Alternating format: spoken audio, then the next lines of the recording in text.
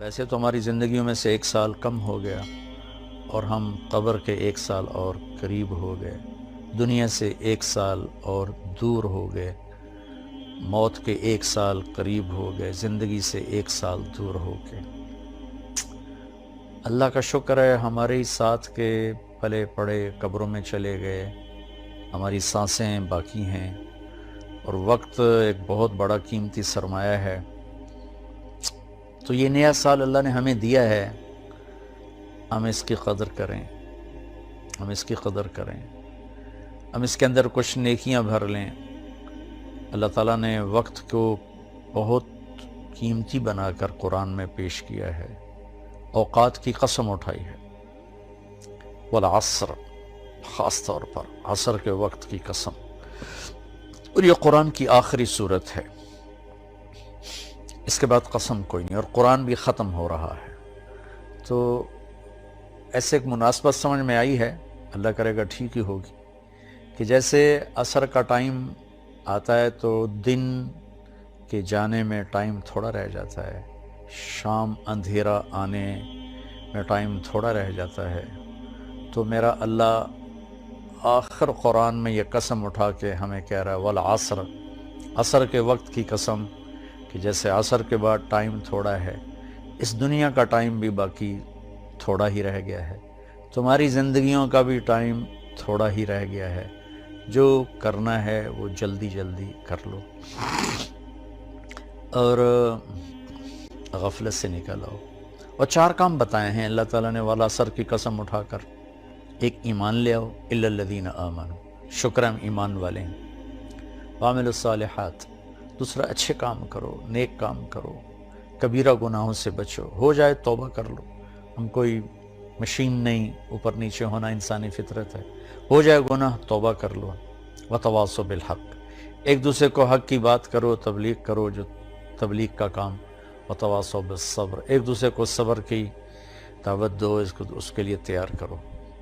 تو اللہ نے ٹائم کو قیمتی کر کے پیش کیا ہے، قسم اٹھائی عصر کی، والشمس وضحاہا، اللہ تعالیٰ نے چڑھتے دن کی قسم اٹھائی، واللیل اذا یغشی، اللہ نے رات کی قسم اٹھائی، والصبح اذا تنفس، اللہ نے صبح کی قسم اٹھائی، والفجر، اللہ تعالیٰ نے فجر کی قسم اٹھائی، ولیال عشر، 10 راتوں کی قسم اٹھائی، حج کے پہلے 10 دن، والشفع والوتر، اللہ نے 9 تاریخ 10 تاریخ کی قسم اٹھائی، پھر جن چیزوں سے ٹائم بنتا ہے ان کی قسم اٹھائی، والشمس وضحاہا والقمر اذا تلاہا، اللہ تعالیٰ نے سورج کی قسم اٹھائی، چاند کی قسم اٹھائی، والنجم اذا ہوا، اللہ نے ستاروں کی قسم اٹھائی، ان کی گردش سے ٹائم بنتا ہے، پھر ٹائم کی جو شکلیں ہیں، والنہار اذا تجلی، اللہ نے دن کی قسم اٹھائی، واللیل، رات کی قسم اٹھائی۔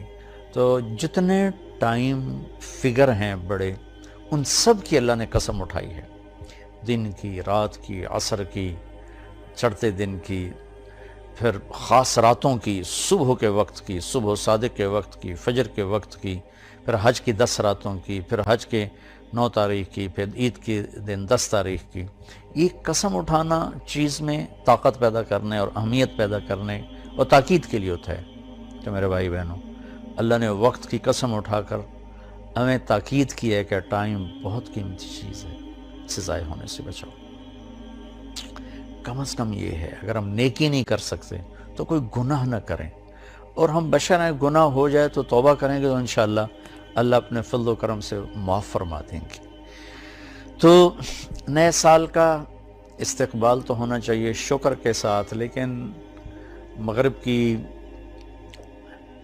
آندھیوں نے ہمارے بہت سے چراغ بجھا دیے، اور ہم بھی اس رات کو اس طرح مناتے ہیں جیسے وہ مناتے ہیں جن کے سامنے نہ جنت ہے، نہ جہنم ہے، نہ آخرت ہے۔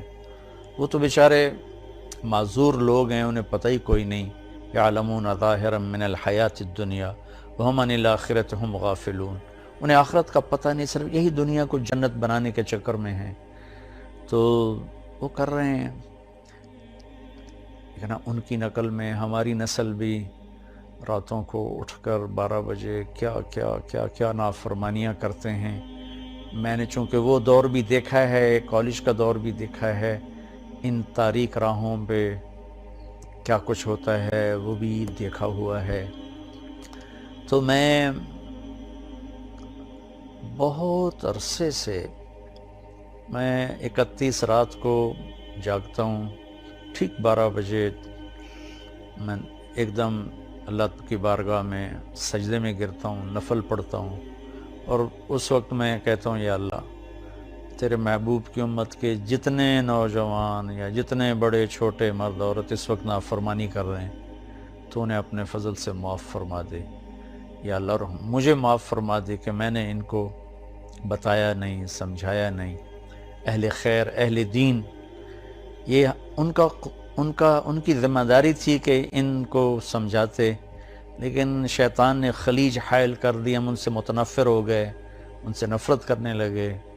نفرت کرنا تو آسان کام ہے، نشہ پلا کے گرانا تو سب کو آتا ہے، مزہ تو تب ہے کہ گرتے کو تھام لے ساقی۔ ہمارے دینی طبقوں میں جو غفلت میں پڑے ہوئے لوگوں سے نفرت پیدا ہو گئی ہے، اور جو کچھ دین سے زیادہ دور لوگ ہیں ان کے دلوں میں دینداروں کی حقارت اور نفرت پیدا ہو گئی۔ یہ دونوں ایک طرف چلے گئے ہیں، دو کناروں پر چلے گئے ہیں۔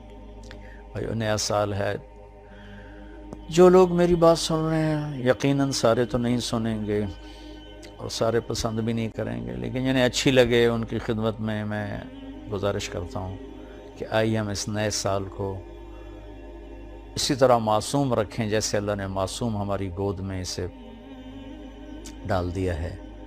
ہم اس میں آپس کی نفرت سے بچیں، فرقہ واریت سے بچیں، دھوکے سے، فراڈ سے بچیں، جھوٹ سے بچیں، ظلم و ستم سے بچیں، چوری ڈاکے، زنا، شراب، جوئے سے بچیں، رشوت سے بچیں، سود سے بچیں، کھوٹ سے بچیں، ماں باپ کی نافرمانی سے بچیں، رشتہ داروں کے ساتھ لڑائی جھگڑوں سے بچیں، آپس کی لڑائیاں ختم کریں، کسی سے ناراض ہیں صلح کر لیں، کسی سے نفرت ہے اپنے دل کو دھو لیں، صاف کر لیں، کسی کا بغض ہے صاف کر دیں، کسی نے زیادتی کی ہے معاف کر دیں، ہمارا اللہ بھی ہمیں معاف کرے گا۔ کسی طرح بھی نفرت روا نہیں ہے۔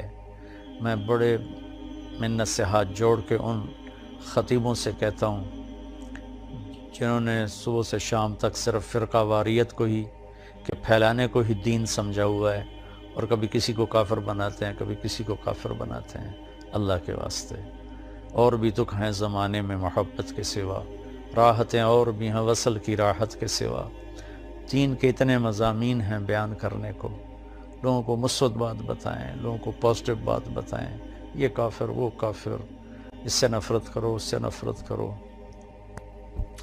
میری تو منت یہ ہے، نہ کارخانے میں طوطی کی کون سنتا ہے، اس بھڑکتی آگ پہ پانی ڈالنا میرے بس میں تو ہے نہیں، لیکن میں اللہ چاہے گا تو کر دے گا۔ تو لیکن جو ہماری نوجوان نسل ہے ان سے تو میں ضرور کہوں گا کہ بچوں مسلمان بن کے چلو، امت بن کے چلو۔ تم کسی سے متاثر ہو، تم کسی عقیدے پر ہو، تم کسی نہج، مسلک، مذہب پر ہو، اس پہ باقی رہو، لیکن اوروں کو جگہ دو، اللہ کے واسطے جگہ دو۔ صرف ہم ہی مسلمان ہیں، باقی سب کافر ہیں۔ ان چیزوں سے واپس آ جاؤ، اس میں تمہیں تباہی کے سوا کچھ بھی نہیں ملے گا۔ میں نے دنیا پھری ہے، تاریخ پڑھی ہے، میں خون کے آنسو روتا ہوں جب مذہب کے نام پہ نفرت کی آگ کو بھڑکتا دیکھتا ہوں، سیاست کے نام پہ قتل و غارت دیکھتا ہوں، درد اٹھتا ہے، ایک ہوک سی دل میں اٹھتی ہے، ایک درد جگر میں ہوتا ہے۔ ہم رات کو اٹھ اٹھ روتے ہیں جب سارا عالم سوتا ہے۔ کسی کہنے والے نے کہا میں نے تو نقل کیا ہے، میں تو ان لوگوں میں نہیں ہوں رات کو اٹھ اٹھ روتے ہیں۔ البتہ دکھ ضرور لیے پھرتا ہوں کہ کاش امت کے اندر محبت ہو، پیار ہو۔ افسران سے کہتا ہوں بددیانتی چھوڑ دو، مزدوروں سے کہتا ہوں خیانت چھوڑ دو، تاجروں سے کہتا ہوں کھوٹ ملاوٹ چھوڑ دو، ذمہ داروں سے کہتا ہوں تکبر، ظلم و ستم چھوڑ دو، طاقتور سے کہتا ہوں اللہ کو یاد کرو، ایک دن طاقت کا نشہ اتر جائے گا، موت اٹھا کے سب کچھ لے جائے گی۔ چور ڈاکوؤں سے کہتا ہوں ہمارے ہی بچے ہو، ہمارے ہی بھائی ہو، آ جاؤ ہم مل کے توبہ کریں۔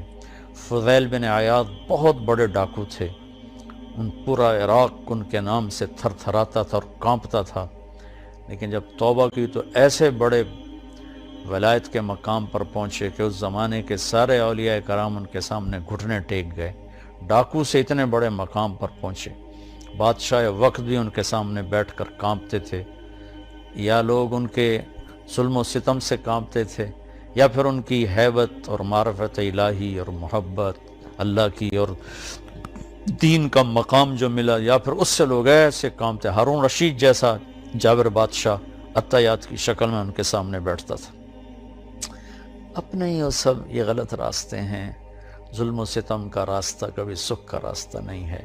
ممکن ہے آپ اپنی طاقت کے بلبوتے اور اپنے باڈی گارڈز پر 4 دن زندہ رہ جاؤ، لیکن آخر موت تو آئے گی نا. پھر قبر میں بہت خوفناک کام شروع ہو جائے گا کہ ظالم کے لیے زمین بہت تنگ ہو جاتی ہے. تو اب ہمارے بچے ہو، ہماری نسل ہو، میں تو تمہارے لیے بھی اتنا ہی درد رکھتا ہوں، چونکہ ہمارا ہی بچہ بگڑا ہوا ہے. مائیں تو ڈاکو نہیں جنتی، مائیں تو چور نہیں جنتی، مائیں تو کسی کو ظالم نہیں جنتی. ماحول معاشرہ ان کے ساتھ وہ چال چلتا ہے تو کوئی کیا بن جاتا ہے، کوئی کیا بن جاتا ہے. حکمرانوں سے کہتا ہوں رحم دل بنو، ظلم و زیادتی سے بچو. تمام طبقات سے کہتا ہوں صدق و امانت، سچائی اور دیانتداری، 2 کام اپنے نبی کے ہم لے لیں. ایک سچ بولنا، ایک دیانتداری. ایک ہم جھوٹ نہ بولیں، ایک ہم دھوکہ نہ دیں. تمہارا سارا ملک جنت کا ٹکڑا بن جائے گا. بجلیوں کے بہتر ہونا بھی ہماری ضرورت ہے، اور چیزوں کا سستا ہونا بھی ہماری ضرورت ہے، لیکن اس سب سے زیادہ ضرورت ہے کہ ہمارے دیش میں سچائی ہو اور دیانتداری ہو. کھوٹ ملاوٹ کرنے والوں سے کہتا ہوں اللہ کے واسطے یہ ظلم و ستم نہ ڈھاؤ، اس کا بہت بڑا وبال دیکھنا پڑے گا. اور حکومت سے تعاون کریں، حکومت ہمارے ساتھ تعاون کرے. ہم حکمران ناجائز ٹیکس نہ لگائیں جس سے لوگوں کی کمر ٹوٹ جائے. تاجروں سے کہتا ہوں ٹیکس بچانے کے لیے چوری نہ کرو، جھوٹ نہ بولو، 2 رجسٹر نہ بناؤ، حکومت کو ٹیکس پورا دو.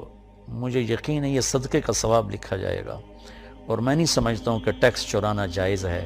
اگر وہ آپ کو فتویٰ دیتا ہے ٹھیک ہے، میرے سر ماتھے پر اختلاف رائے ہے، لیکن میری رائے میں ٹیکس بچانے کے لیے جھوٹ بولنا یہ اتنا ہی جھوٹ ہے جتنا کسی اور چیز کے لیے جھوٹ بولنا ہے. تو چند پیسوں کے لیے جھوٹ نہ بولیں، اپنی حکومت کی مدد کریں، ہم ان کو دیں. حکمرانوں سے کہتے ہیں ایسا ظالم ٹیکس نہ لگائیں کہ لوگ جھوٹ بولنے پر مجبور ہو جائیں اور ان کی کمر ٹوٹ جائے. تو اللہ تعالیٰ ہمارا یہ سال خیر و برکت کا بنا دے، اچھا بنا دے. ایک دوسرے سے پیار محبت کی فضا قائم کریں. عبادات میں نماز بالکل نہ چھوڑیں، کہ نماز کا چھوڑنا اگر کہیں بھی گنجائش ہوتی تو حسین عالی مقام کربلا کے مقام پر ان کو حق بنتا تھا کہ وہ ظہر کی نماز چھوڑ دیتے، لیکن انہوں نے زیر خنجر تلواروں کے سائے میں اپنے خون سے وضو کر کے، کربلا کی مٹی سے تیمم کر کے، سجدوں میں سر رکھ کے جان دے کر یہ پیغام دیا کہ اگر اہل البیت آل الرسول کربلا کی تپتی ریت پر سجدہ کر سکتے ہیں تو تم ٹھنڈی چھاؤں میں کیوں سجدوں سے بے نیاز ہو گئے ہو. ہمارے دیہاتی کہتے ہیں اللہ آپ پہ بشکیسی، اللہ آپ پہ بشکیسی. یہ بہت خطرے کی بات ہے بھائیو. نماز نہیں چھوڑی گئی کربلا میں بھی تو آج کیسے چھوڑی جا سکتی ہے؟ یہ میرا پیغام ہے. اللہ تعالیٰ مجھے آپ کو سب کو اپنے دین کی، دنیا کی، اس ملک کی حفاظت کے لیے استعمال فرمائے اور ہم سے راضی ہو جائے.